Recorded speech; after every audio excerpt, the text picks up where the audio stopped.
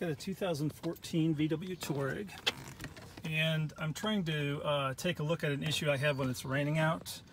When it rains a lot, there's a component under here that will spew out water whenever I take a turn, and it can get onto the floor mat, which is not a problem, but when it gets underneath, then it can destroy your carpet and start wearing into the metal underneath there. So I'm gonna take apart the underside of this dash and show you what the cause of that problem is and how to fix it. I've got the entire dash removed because I want to show you exactly where this water is coming from. You can see that it's piled up on the floor. So if you take a look straight ahead, when I accelerate, let's see what happens here. See how that water just poured right out of there? And that's what happens when it's humid out and it starts raining. All of that water just comes dumping out of there and onto either your floor mat or your floor, and that can create a lot of damage.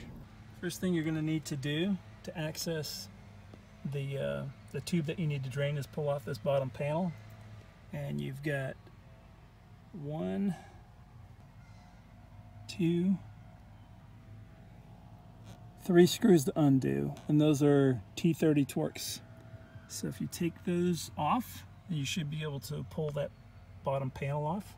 So you can either use one of these combination Torx bit sets, or you can have an actual Torx bit with a ratchet. After removing those bolts, this kind of just pulls out of the way down here. And make sure you disconnect this little connector here, so you can pull this panel right out of the way. Any condensation that comes from the HVAC system is supposed to come down here, and you can see that there's a hose here where that water is supposed to drain out of the car. So if somehow something inside here gets plugged up, or the hose itself gets plugged up, you can have a buildup of water in here, and it will come out exactly the way I showed you. You accelerate, it just dumps over the side, and you can see how it's wet there. And this is where the cabin filter is. Show that out so you can see what's going on inside there. I have slipped that hose clamp from this position back to here with a combination of the pliers as well as a screwdriver to kind of poke the top of this clamp, slide it down. So now I'm getting ready to pull this hose off. You can see the water already starting to come out of there. Whoa. Wow, okay. That's a heck of a buildup.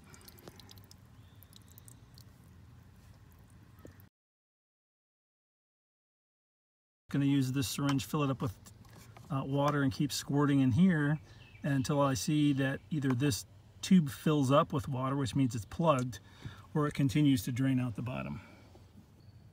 You can see the water in here. Oh, okay. So when I squirted water in here with that syringe, it actually built up in here and oozed over the side. So that's clearly not draining right. So I'm going to have to figure out a way to unplug that. What I do is I just yank this entire hose assembly out, and you can see that there's crud in there. So that's what was stopping this little valve from opening up and letting it drain correctly. So that's our culprit to getting the floor soaking wet every time it rains. There's the hole that the tube fits in, just to give you an idea. So I've cleaned this out, and there's no more junk left in there. And now I'm just going to go ahead and insert this back in, hook it out, back up to the little plastic hose that comes out of the bottom of this assembly, and should be good to go. After I clean that hose out, try this again, squirt some water in here, and we'll look in the bottom here. There we go. All right, looks like that hose is draining exactly the way it's supposed to. Good deal. Now I've got the drain tube back on and the hose clamp is back on. When you're reconnecting the bottom panel, make sure that you reconnect the electrical connector to the light that shines on your feet. As you're reinstalling this bottom panel, there's a tab here that goes into the anchor on this side, and there's a tab here that goes into the anchor on this side, so that helps you line things up.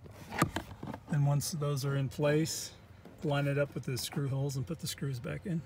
Putting this problem into perspective, there's nothing worse than trying to impress a girl with a $45,000 vehicle, and you pick her up on a really humid day, and she gets in the car and you accelerate and she's got water all over her $600 stilettos. That is a date suicide.